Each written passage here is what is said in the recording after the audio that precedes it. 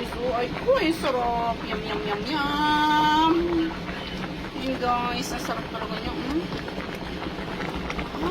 Sarap na guys.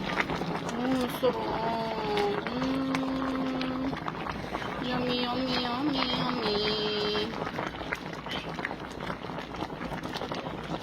Ayan na guys. Charan! Oh, so yum. Ano siya lang. Sarap na siya guys. Luluto tayo ng cookie tang.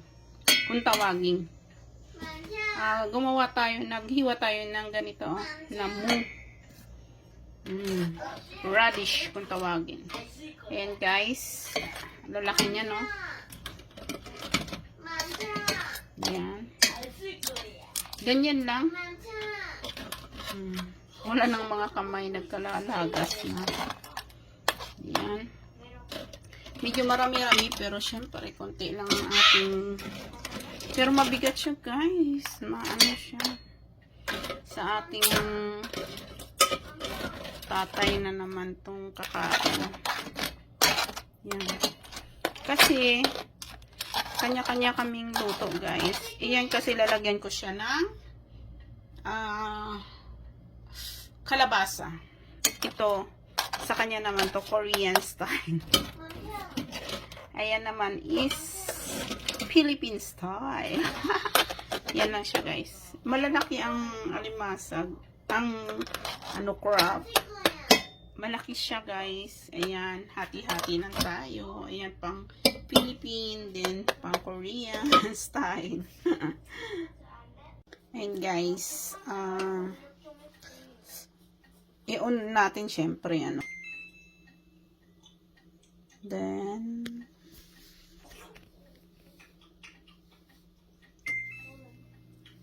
natin.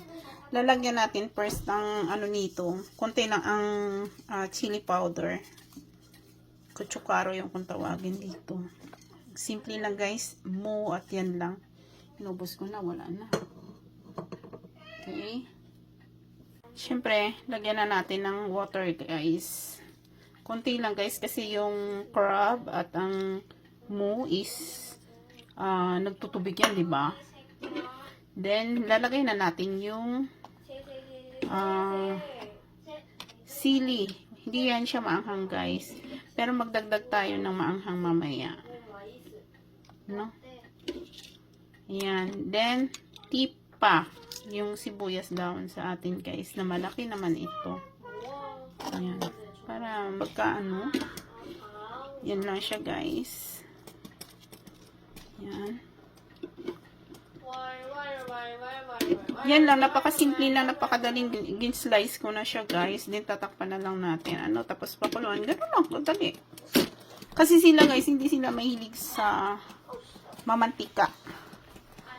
Siyempre, yung asawa ko lang naman kakain din, no? Tapos, ito, yung chunyang putso na tinatawag. Itong maanghang guys.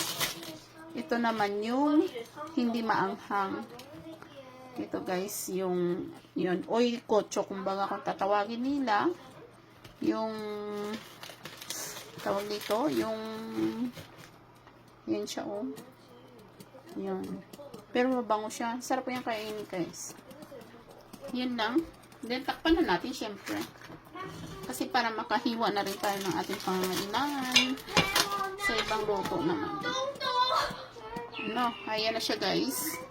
Tatakpan na natin muna. Tatakpan muna natin guys.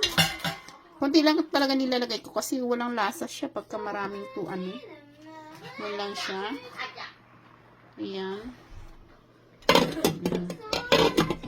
Tapos, ituwa rin tayo ng sa ating style naman, sa Philippine style.